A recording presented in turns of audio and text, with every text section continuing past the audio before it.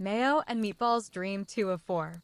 Audiobook number 12 of the RV Family Series. Chapter 9. Darth Borkus Strikes Back. The glowing orb in Mayo's palm pulsed like a heartbeat. The air inside the RV grew heavy, as if a thunderstorm were pressing down on the roof. Outside the windows, trees shimmered like mirages, bending and warping until they weren't trees anymore. They were towers. Black, crooked towers piercing a violet sky. What happened to the woods? Jessie whispered. We're not in Kansas anymore, Meatball muttered. Or Vermont. Or awake. Mayo clutched the starseed tighter. This is my fault. I didn't mean to dream this. You didn't dream it, Jalen said, lightsaber still humming. You remembered it. Deep inside, this place exists. The galaxy of your mind. And now, so does he. A sudden clang echoed outside the RV. A low, mechanical breathing began, raspy and unnatural. Then the door slammed open. There, framed by the purple light of this warped galaxy, stood Darth Borkus. He was even more terrifying than in Mayo's first dream, 7 feet tall, draped in black armor and a swirling cape of shadows. His helmet covered most of his face, but his eyes glowed an angry, burning red. He carried a double-bladed lightsaber crackling with red lightning. Juke Skywalker, Borkus bellowed, pointing a long metal finger at Mayo. You escaped me once. You won't do it again. Okay, Robbie whispered, ducking behind the kitchen table. I don't like this dream anymore. Jessie grabbed a curtain rod and swung it like a sword. Mayo, what do we do? I don't know. Mayo cried. I'm not a real Jedi. Yes, you are, Meatball said firmly. Maybe not the lightsaber-whirling, robe-wearing kind, but the kind who gets up even when he's scared. The kind who protects his family. And the kind who stands. Mayo felt something surge through him, like warmth and light and possibility. His heart pounded as the orb in his palm lit up like a supernova. In a flash, the starseed shattered, but not into pieces. Into a hilt. A lightsaber hilt. He held it in both hands. It was silver and blue, smooth and warm like it had always belonged to him. Go on, Juke, Meatball said with a sly smile. Push the button. Mayo did. Vroom! A brilliant blue blade sprang to life. Borkus roared in fury. You dare stand against me? Yeah, Mayo said, stepping forward. I do. And the dog. Borkus barked. Meatball leapt onto the couch and unsheathed a comically tiny green saber from his collar. Princess Layla, reporting for duty. Your dog has a lightsaber, Jessie said, frozen in disbelief. Don't question it, Meatball said. Just roll with it. Jalen turned to the boys. This is your dream now. And your fight. Borkus raised his saber. And in a clash of light, sparks, and swirling stars, the battle began. Chapter 10. The Battle of the Bunk Beds. Crash. The RV rocked on its wheels as Juke Skywalker, locked sabers with Darth Borkus. Their blades hissed and sparked in the tight hallway between the tiny bathroom and the bunk beds. Mayo could smell burning plastic. Or maybe it was toast. Hard to tell. Why did you bring me back? Borkus howled, slashing wildly. His blades scorched the ceiling. I didn't mean to, Mayo shouted, parrying the blow with both hands. I thought I was watching a movie. Dreams are never just dreams, Borkus roared. Mayo stumbled backward, tumbling into the bunk area. Robbie ducked under a blanket. Jessie yanked the curtain rod like a medieval sword and flung a cereal box at Borkus's head. It bounced off harmlessly, but the distraction gave Mayo a moment to breathe. Meatball leapt onto the top bunk like a furry green blur, wielding his miniature saber. Hiya! Borkus turned just in time for Meatball to boop him on the helmet with a zap. Ow! That stung. Borkus bellowed. Jedi sneak attack. Meatball shouted triumphantly, then got tangled in a blanket and rolled off the bed with a yelp. Mayo lunged, swinging at Borkus's midsection. The villain blocked it easily, but not gracefully. He was slowing down. Something's wrong with him, Mayo realized aloud. Yeah, Jesse muttered, brandishing a frying pan. He's losing. Borkus staggered as the room began to shift, literally. The walls pulsed like a heartbeat. The air shimmered again.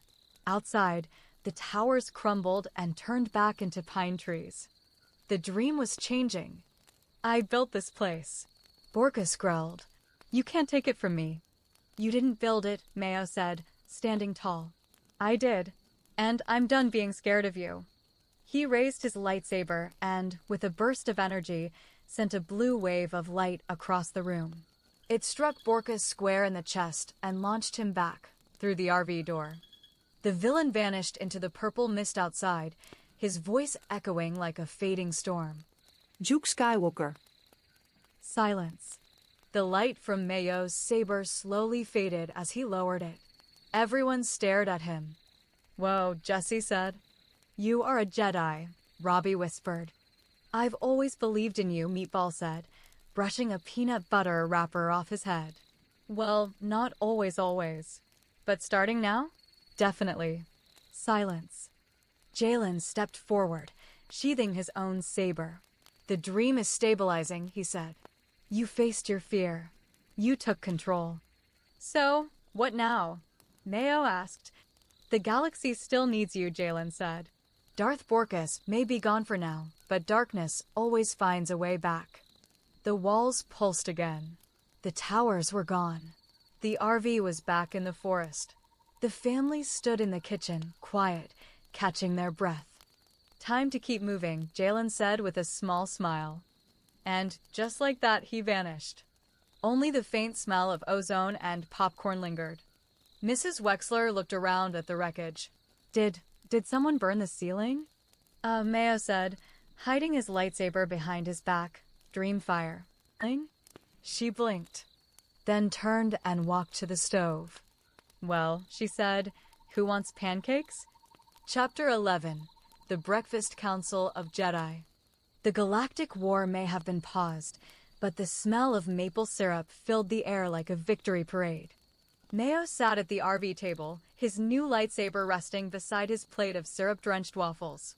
Across from him, Jesse stirred cereal suspiciously. Robbie was drawing little Jedi stick figures on a napkin. And Meatball, still wearing a paper crown from a Burger Prince kids meal, sat on the bench like a king at a space banquet. All right, Meatball announced telepathically, first order of business. Someone please pass the sausage. Mayo slid the plate over. Second order of business, Meatball said with regal seriousness. We must discuss our next move. The Dream Galaxy is not safe. Borkus may be gone, but his darkness lingers. You're awfully calm for a dog who just flew through a blanket fort, Jesse muttered, chewing loudly. I'm a princess and a Jedi. I contain multitudes, Meatball replied. Robbie raised his hand. What's the Dream Galaxy? The space between awake and asleep, Meatball said, licking syrup off his jowls. A weird, stretchy place full of memories, fears, and pancakes. It's also where Borkus was hiding. So, like, a dream inside a dream? Mayo asked. Exactly, Meatball nodded. Inception, but with lightsabers and waffles. The table shook suddenly. A cup tipped over. Then the lights flickered. Mrs. Wexler frowned from the driver's seat. Did someone touch the generator? No, all three boys shouted in unison. Outside the windows, the trees twisted again. Shadows slithered along the edges of the RV, coiling like smoke. Jesse stood. Please tell me that's just fog. Negative, Meatball said, hopping to the floor. That's dream residue.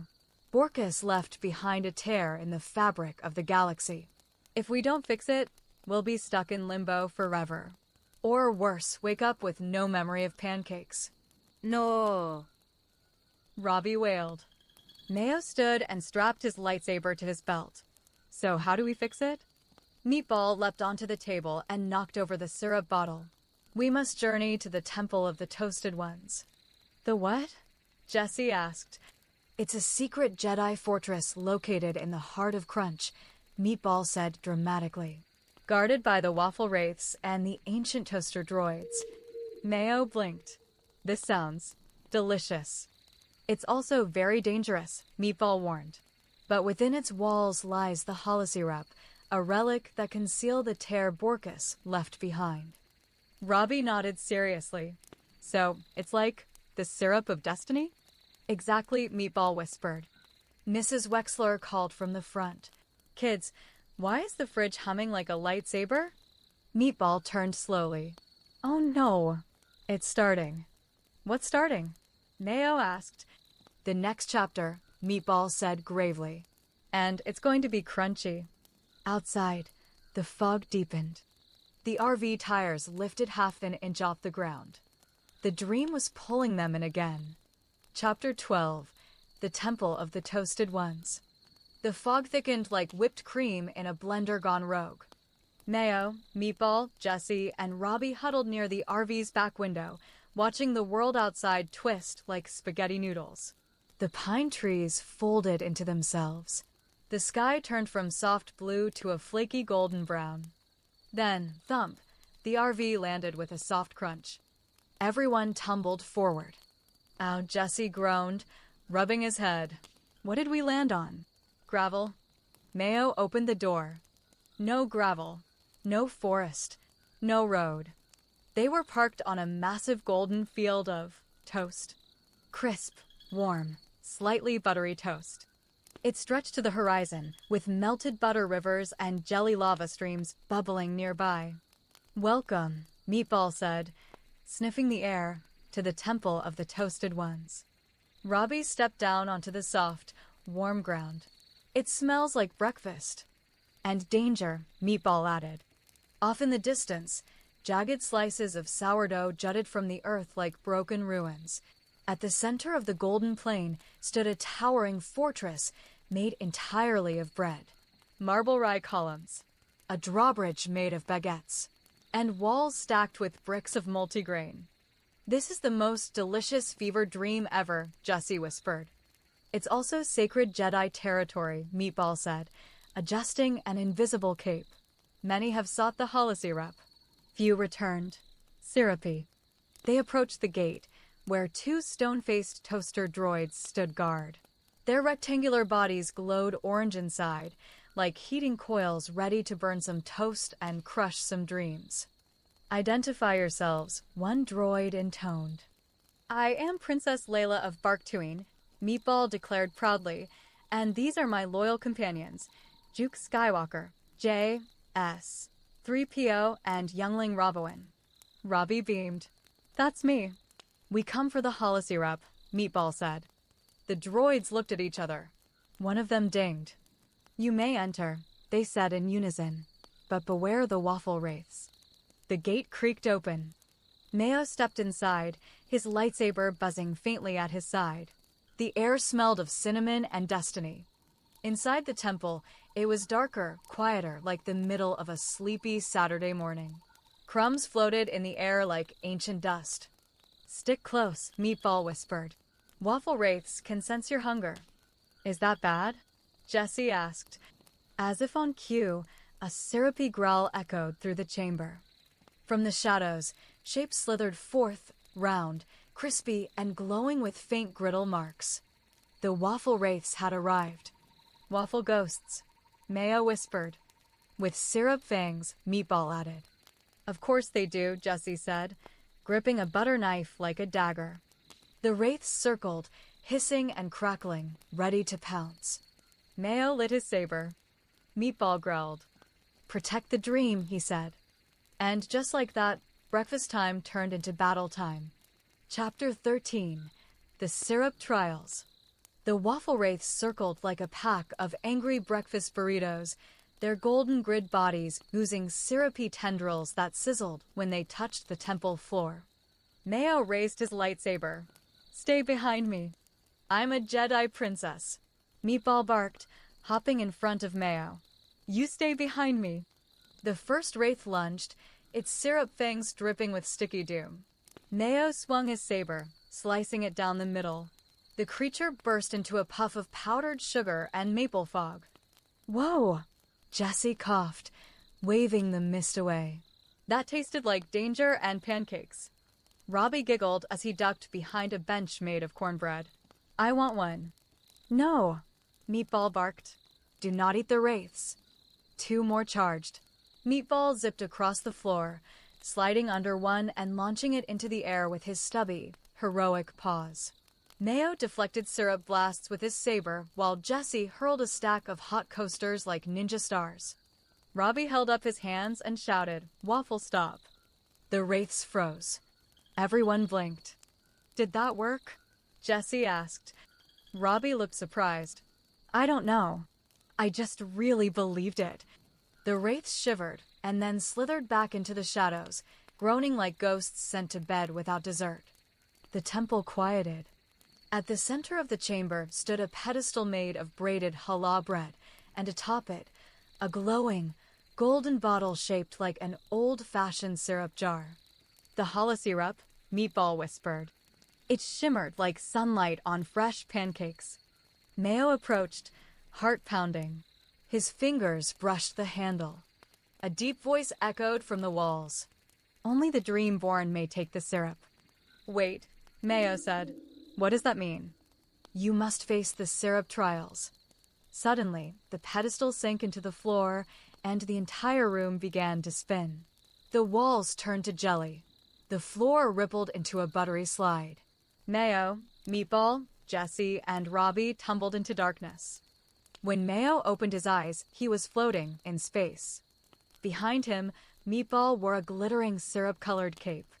Before them floated 3 ghostly breakfast judges, a ghostly pancake, a stern-looking bagel, and a wise croissant with a beard. What is happening? Jessie called, floating upside down nearby. Dream logic, Meatball replied. Just go with it. The croissant judge stepped forward. To prove you are worthy of the challah syrup, you must complete the 3 syrup trials: sweetness, stickiness, and saturation. Robbie raised a hand. Can I do the sweetness one? Wise choice, the bagel boomed. Let the syrup trials begin. With a flash, the boys and Meatball were flung into 3 different glowing tunnels. Mayo spun with golden light. He barely had time to shout before. Whump. He landed in a room made entirely of pancakes.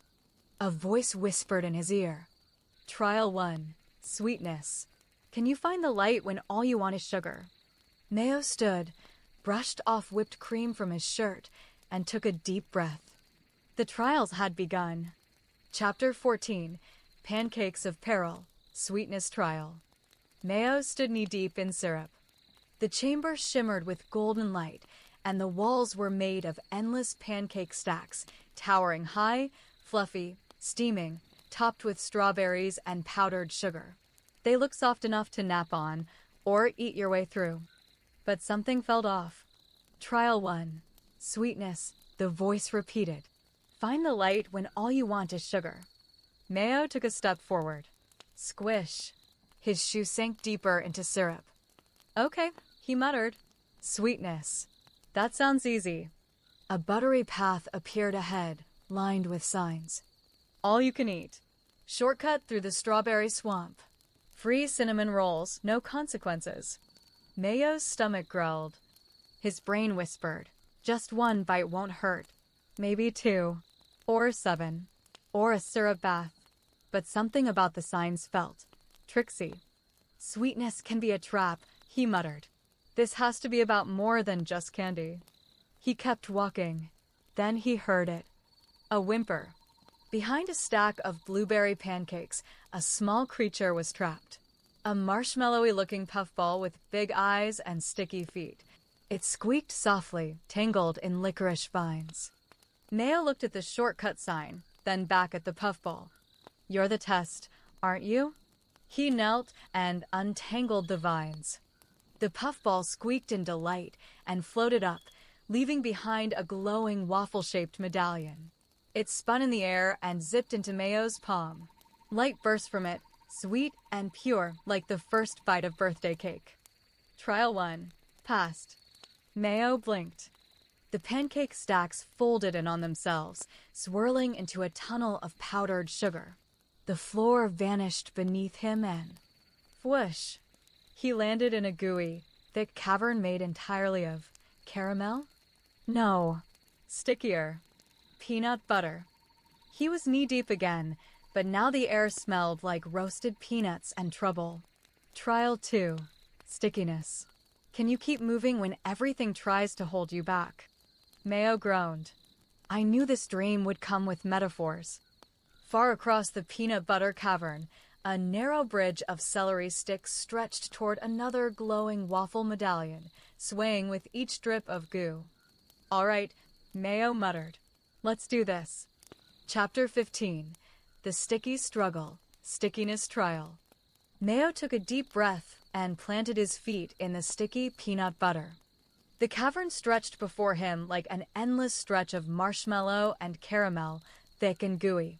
The air was heavy with sweetness, but the dense peanut butter made it nearly impossible to move. Each step seemed to pull him deeper, like being stuck in quicksand made of candy. All right, Mayo gritted. I faced worse. He glanced over at the bridge made of celery sticks. It wobbled with every gust of syrupy wind, threatening to crumble under the weight of the thick air. The glowing medallion that hovered just beyond the bridge beckoned, its light pulsating like a distant star. But first, the peanut butter. Mayo took one step forward, and then his foot plopped deeper into the sticky mess. He groaned as the goo tried to drag him down. You can do this. Meatball's voice rang in his head, cheering him on from somewhere far away. Meatball? Mayo whispered, trying to yank his foot out. How do I get through this? It's not about the struggle, Meatball answered wisely. It's about patience. Don't fight the stickiness. Use it. Mayo raised an eyebrow. Use it? I can barely move. That's when the ground beneath him began to shift. The peanut butter clung to his boots, but instead of sinking deeper, he could feel the sugar-coated grip lightening. He was moving forward, without force. Mayo stopped fighting the peanut butter.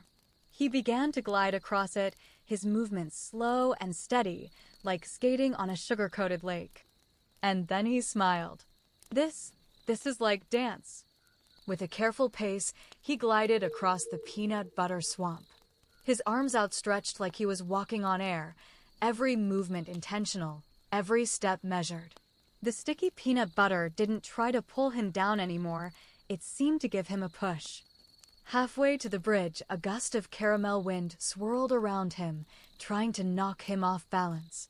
But Mayo kept moving, his eyes focused on the medallion floating across the bridge. Each step forward felt easier.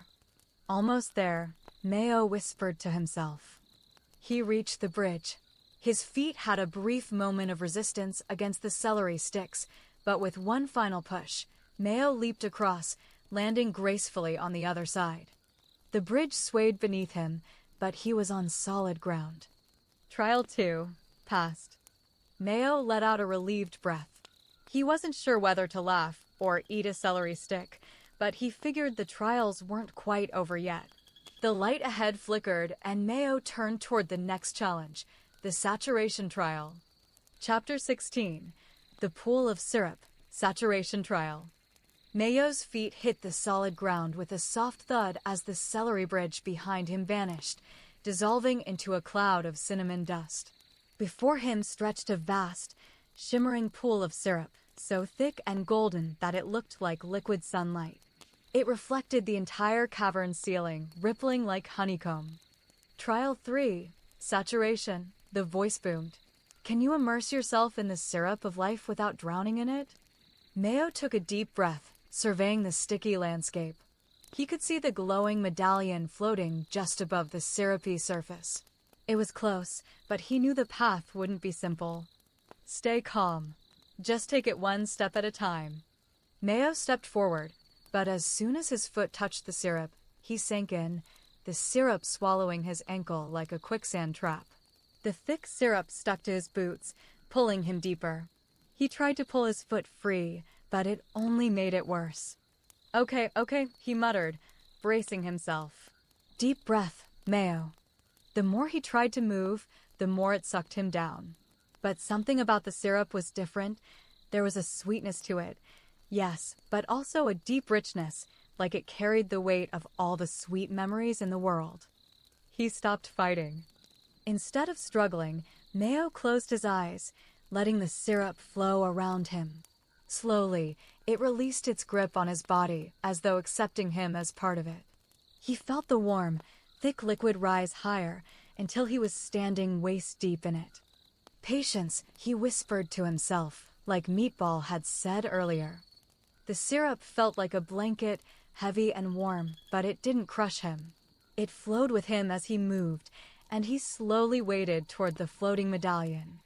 The syrup shimmered like liquid gold, and Mayo felt a warmth spreading through him, filling him with calm. It wasn't about pushing through. It wasn't about avoiding the syrup. It was about letting it surround him, embracing it. With each step, the medallion came closer. But it wasn't just the medallion that was drawing him in now. It was the pull of the experience. The syrup wasn't trying to hold him back. It was showing him something. Maybe it was the sweetness of letting go. When Mayo finally reached the medallion, it hovered in the air before him, glowing brighter than the sun.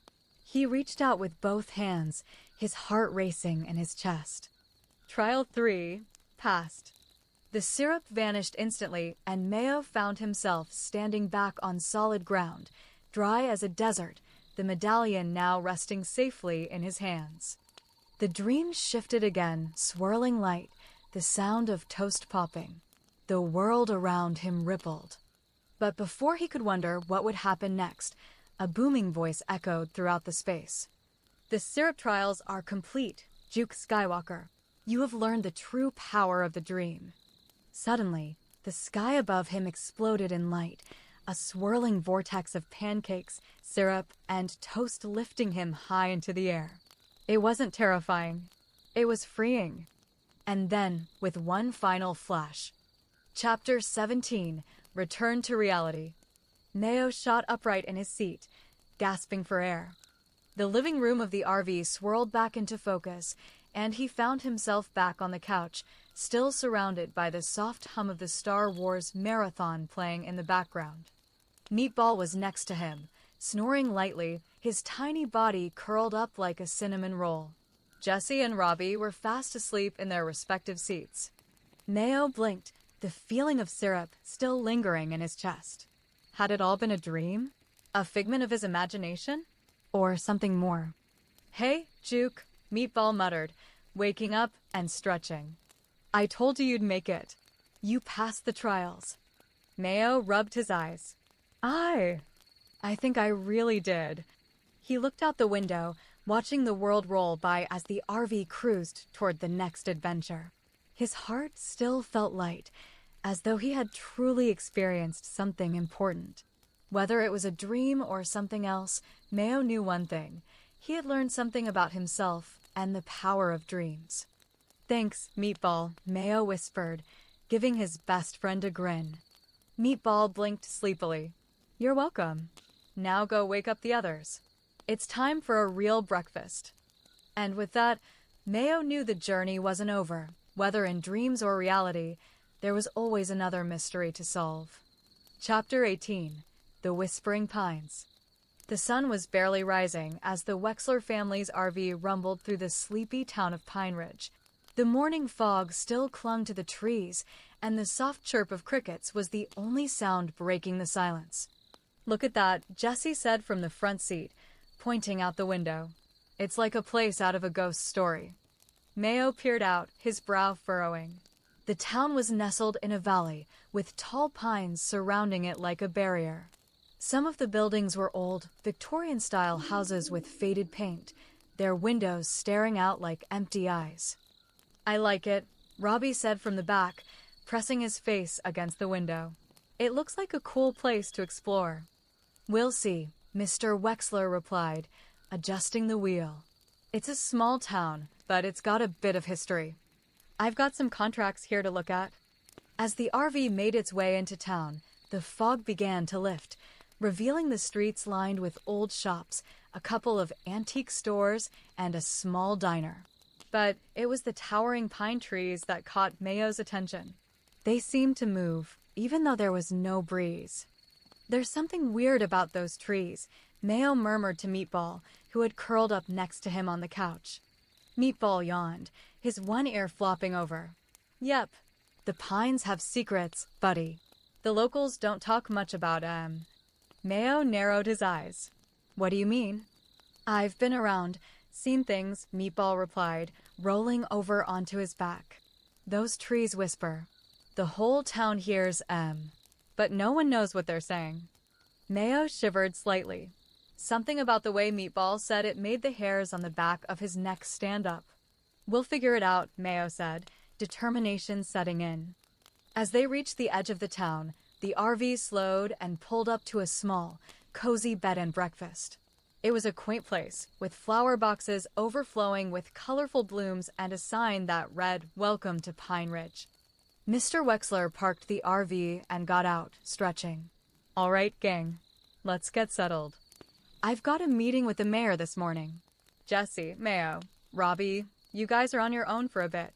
Check out the town, but be careful. It's a small place, but it's got some peculiarities. I think we'll be just fine, Mayo said, grinning. Right, Meatball? Meatball gave a sleepy wave of his paw. I'll follow you, as long as it doesn't involve running. Chapter 19, The Whispers in the Pines. The air in Pine Ridge was thick with the scent of pine trees and something older, something ancient. As Mayo stepped outside the RV, the soft creaking of branches echoed in the distance, as if the trees themselves were moving, whispering. Something feels off, Mayo muttered, his eyes scanning the town. Robbie bounced beside him, excited. It's like a fairy tale, Mayo. Look at the big trees. Maybe there's a hidden castle or treasure. Jesse rolled his eyes. Or maybe there's just a town that's really into nature. Let's grab some breakfast and try to blend in before we start digging for secrets. Mayo was about to agree when Meatball, who had been lounging by the RV door, perked up. His one good ear twitched, and his nose twitched like he'd caught a strange scent. Hey, Meatball said in a low voice, do you hear that? Mayo furrowed his brow. What do you mean?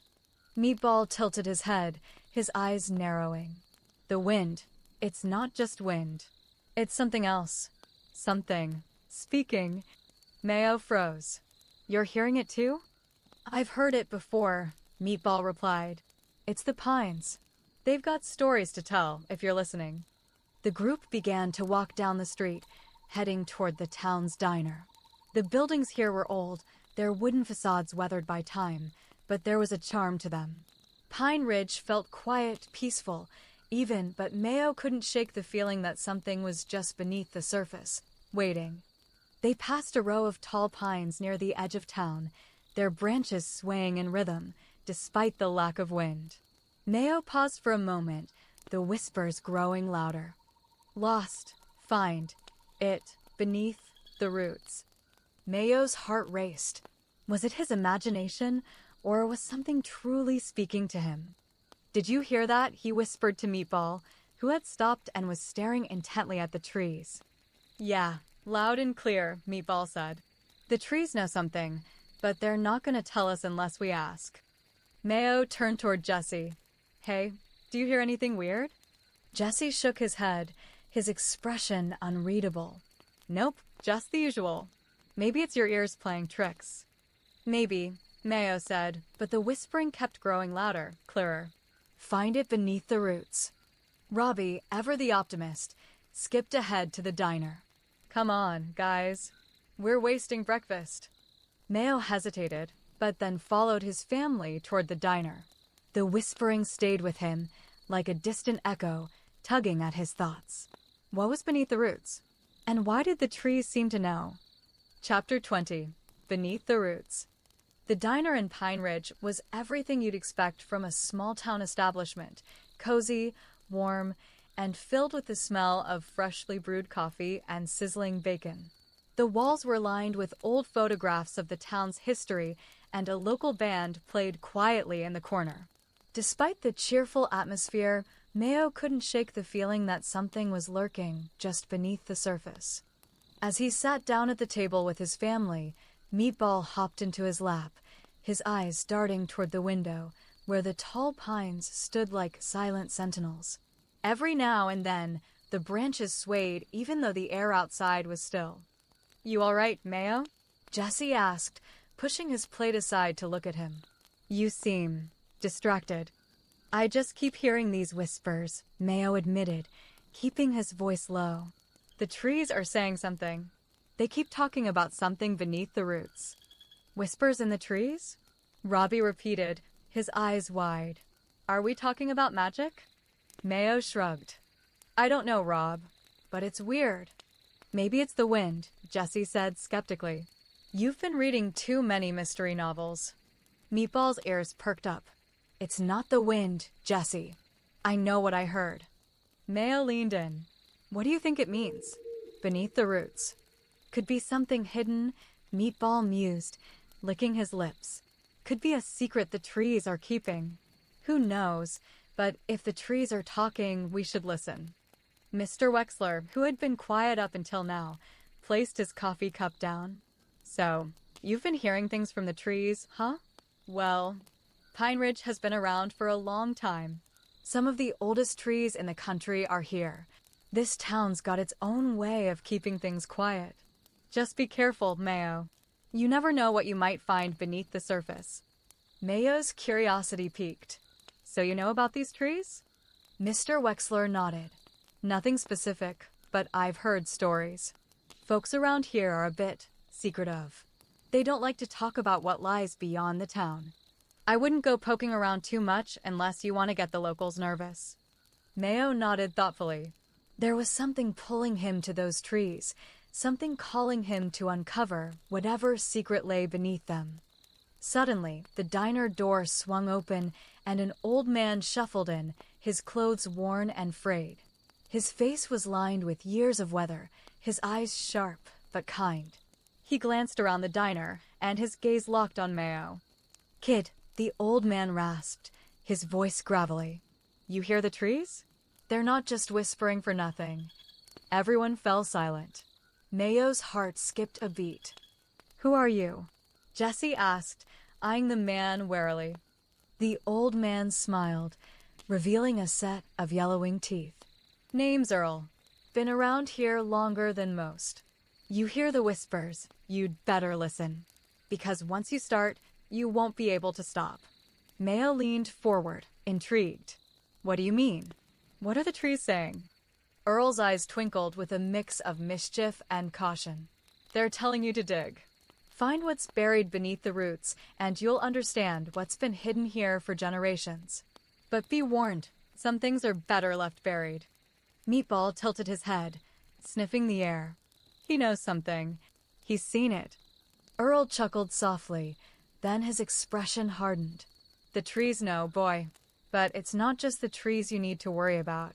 The town's got its own ways of keeping secrets, and not all of them are friendly." To be continued.